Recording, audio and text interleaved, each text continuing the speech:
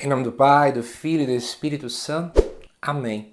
Amado irmão, amada irmã, é com muita alegria que nós estamos aqui para juntos estudar e meditar o Evangelho deste domingo, que é o 26º domingo do tempo comum do ano C.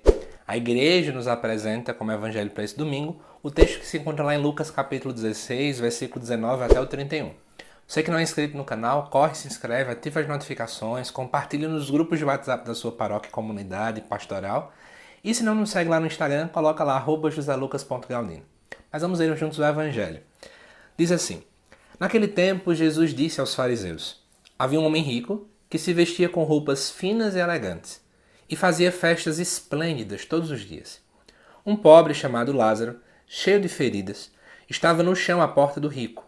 Ele queria matar a fome, com as sobras que caíam da mesa do rico. E, além disso, vinham os cachorros lamber suas feridas. Quando o pobre morreu, os anjos levaram-no para junto de Abraão. Morreu também o rico e foi enterrado. Na região dos mortos, no meio dos tormentos, o rico levantou os olhos e viu de longe Abraão, com Lázaro ao seu lado. Então gritou: Pai Abraão, tem piedade de mim. Manda Lázaro molhar a ponta do dedo para me refrescar a língua, porque sofro muito nestas chamas.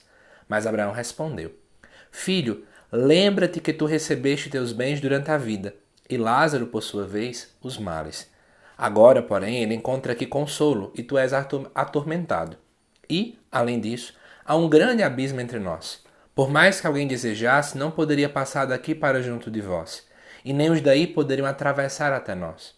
O rico insistiu: Pai, eu te suplico, manda Lázaro à casa do meu pai, porque eu tenho 5 irmãos. Manda preveni-los para que eu não venha também eles para este lugar de tormento. Mas Abraão respondeu: Eles têm Moisés e os profetas, que os escutem.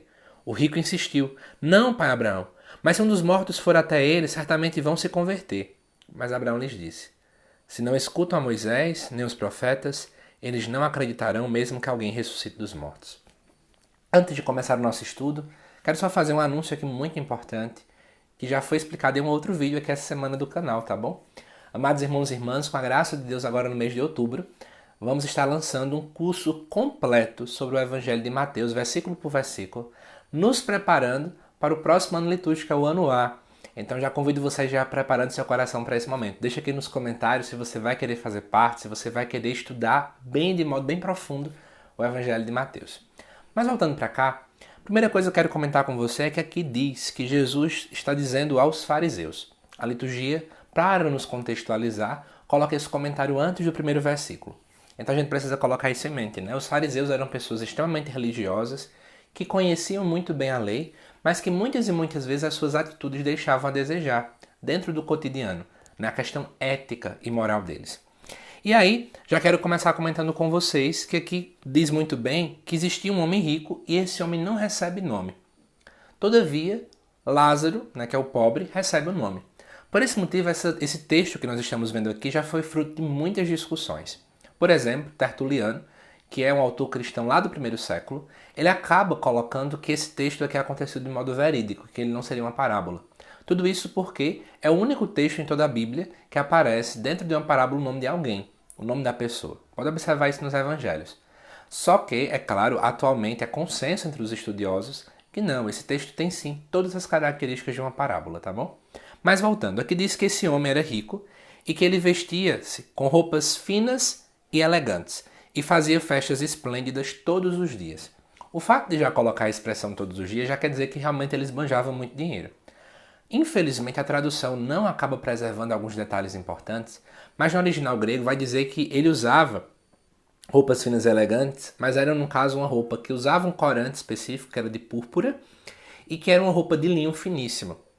E aí eu quero chamar a atenção. Em primeiro lugar, o linho finíssimo era um tipo de roupa, que era utilizada nas vestes sacerdotais.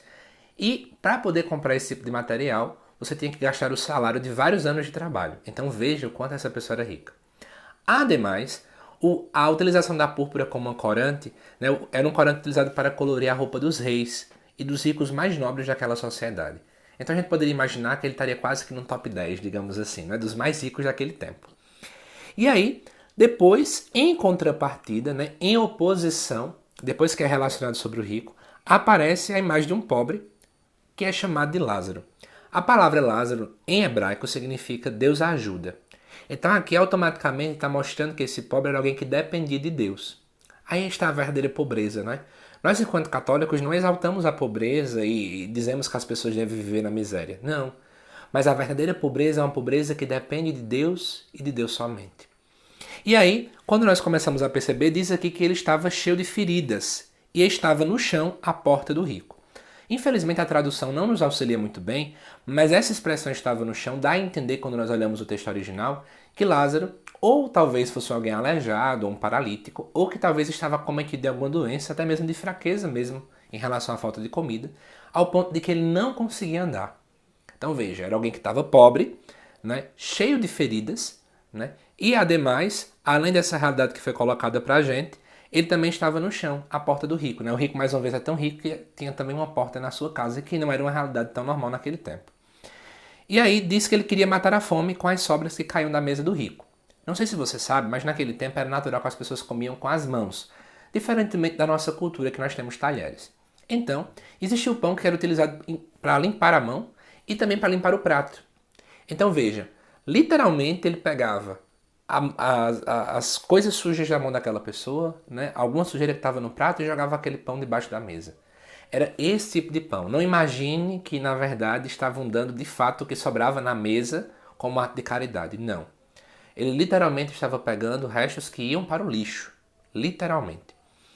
E além disso, também diz aqui no versículo 21 que os cachorros iam lamber suas feridas. Gente, olha que interessante a gente poder compreender.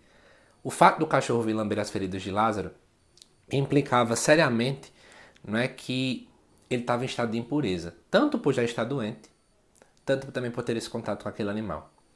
Então, gerava muitas discussões aqui. Eu também até quero aproveitar e fazer um comentário para você perceber. O cachorro, ele veio buscar, de fato, lamber as feridas de Lázaro. Ele conseguiu o que queria. Lázaro veio, na verdade, buscar comida. E não deram comida a ele. Ou seja, é como se a gente percebesse que o cachorro tivesse mais dignidade do que o próprio Lázaro. Que delicado isso, não é? E aí, continuando. Diz depois, no versículo 22, não é? Que o pobre morreu e os anjos levaram ele para junto de Abraão. Morreu também o rico e foi enterrado. Eu quero dar uma pausa para a gente poder refletir um pouquinho. É muito estranho para os ouvintes que estavam escutando essa parábola, para a gente talvez não tanto, mas para eles era, perceber que um pobre estava indo para junto de Abraão. Não se tinha naquele tempo uma compreensão de céu como nós temos agora, mas se sabia que se ele estava indo para junto de Abraão, ele estava indo para o local onde os justos estariam indo. Então, por que eles achavam isso estranho? Porque, na verdade, a grande compreensão da chamada teologia, né, da prosperidade que se tinha aqui, ou melhor dizendo, teologia da retribuição, era que, na verdade, aquele que era rico, ele era abençoado por Deus. E aquele que era pobre, ele já era por si só amaldiçoado. Então, se você nascesse pobre, você era amaldiçoado por Deus. E a mesma coisa funcionava para o rico. Então, você compreendia que você, só porque você era rico, você já estava, com a entrada no céu já garantida. E aqui, na verdade, a gente percebe que aconteceu o contrário, né? O pobre conseguiu ir.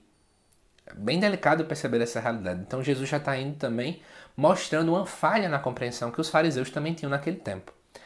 Aí vem no versículo 23. Na região dos mortos, não enxerguemos muito bem como a palavra inferno, porque eles tinham uma compreensão de que todas as pessoas que morressem, elas iam para uma região dos mortos, mas também não se tinha uma teologia avançada sobre isso no tempo. No meio dos tormentos, o rico levantou os olhos e viu de longe Abraão com Lázaro ao seu lado.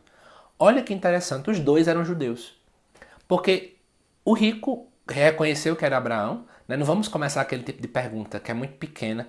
Como é que ele reconheceu Abraão se ele nunca viu Abraão pessoalmente? Esse tipo de pergunta a gente não faz. Aqui a intenção do autor bíblico é dizer assim, que ele sabia quem era Abraão. E o pobre também já sabia quem era Abraão. Portanto, ambos eram judeus. Só que esse rico era um judeu muito meia boca, desculpa a expressão. Porque se você for lá em Deuteronômio capítulo 15, versículo 7, vai nos orientar que é preciso ter cuidado com os pobres. Todo judeu bem piedoso, ele tinha uma obrigação de cuidar dos pobres. Então, na verdade, a gente começa a perceber, não é, que esse rico ele não fazia aquilo que deveria ser feito de verdade.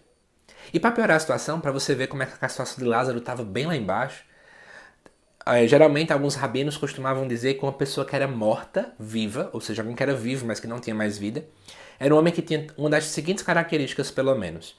Ou um homem que dependesse da comida da mesa do outro para poder sobreviver, isso acontece com Lázaro. Ou um homem que era governado pela esposa, mas aqui não entra, não convém. Ou um homem que fosse coberto de feridas, isso também tinha com Lázaro. Logo, Lázaro era um morto-vivo enquanto estava em vida. Então todo mundo achava também que após a sua vida terrena, ele não teria uma vida depois da morte. Né? E mais, ele era também um mendigo público. Isso quer dizer que ele era pobre entre os pobres. Né? Mas acontece completamente o contrário. Por isso que aí o próprio rico chama então Abraão de pai, porque ele era judeu. Pai Abraão, tem piedade de mim, manda Lázaro molhar a ponta dos dedos. É interessante, né? Durante a vida do rico, ele nunca enxergou Lázaro.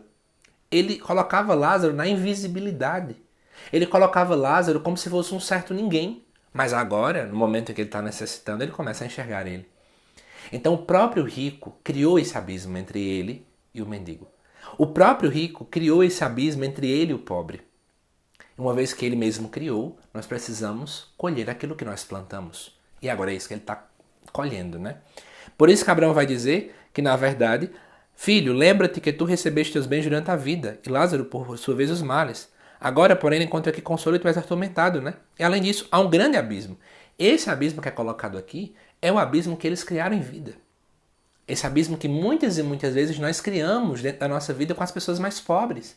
Que nós criamos barreiras dentro da nossa pastoral, dentro da nossa comunidade, dentro da nossa família. Nós criamos. Não vem dizer que é Deus que cria isso, somos nós quem criamos.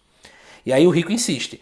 Pai, eu te suplico, manda Lázaro à casa do meu pai porque eu tenho 5 irmãos. Olha que interessante. 5 irmãos quer dizer que o rico era o sexto. 6 é um número imperfeito na Bíblia. Né? Então traz essa referência dessa imperfeição que eles estavam tendo. Eles não estavam plenos de Deus. Não eram judeus plenos. Também é interessante perceber que o rico insiste 3 vezes, né? Lembra muito bem também da própria tentação do inimigo, 3 vezes também. O número 3 que tem essa simbologia também de recordar a própria Trindade e de lembrar que o homem é formado de corpo, alma e espírito. E aí depois o rico vai insistindo, né? Pai, eu te suplico, manda Lázaro à casa do meu pai. Mas ele vai dizer, tem Moisés e os profetas, para poder simbolizar o quê? Moisés representa o Pentateuco, o profeta, os demais escritos, para poder dizer o quê? A lei já está aí. Para nós seria, a palavra já está aí, né? Eu dou muita risada com o povo, eu quero saber o que Deus quer de mim. Eu digo, gente, a Bíblia está aí. A palavra já está aí para nos falar tudo. O Cristo é a própria palavra do Pai. Em Cristo, Deus já falou tudo o que necessitava, mas a gente fica querendo, né? O miraculoso, o espetáculo, né? O extraordinário. E aí depois o rico insiste, não, pai Abraão, mas se um dos mortos fato a eles, certamente vão se converter. E aqui é uma crítica à questão da ressurreição, né? Porque se não escutam a Moisés, nem escutam os profetas, eles não vão acreditar mesmo que alguém ressuscite dos mortos. É uma referência a Jesus, que um dia quando ressuscitar, também ninguém ia acreditar. Mas para finalizar, se você percebeu aqui, o rico não teve um grande pecado. Mas qual foi o pecado do rico? Trago para vocês. Ele entregou-se à sua própria riqueza. Ele ficou cego para a necessidade do outro. Ele foi rico para si e não para os outros. Esse evangelho nos faz essa reflexão. Será que nós temos como confiança a nossa própria riqueza? Será que nós nos entregamos às nossas riquezas? Será que nós somos cegos para a realidade do outro? Será que nós colocamos o outro dentro da invisibilidade? Reflitamos sobre isso. E também reflitamos sobre os abismos que nós mesmos criamos para com o outro, dentro da nossa própria casa, dentro da nossa realidade enquanto igreja também. Espero que você tenha gostado desse estudo, desta reflexão. Que Deus te abençoe, amado irmão e irmã. E não esqueça, deixa aqui nos comentários se você vai ter esse interesse de fazer esse estudo que nós vamos montar nesse curso completo sobre o Evangelho de Mateus. Até mais, que Deus te abençoe.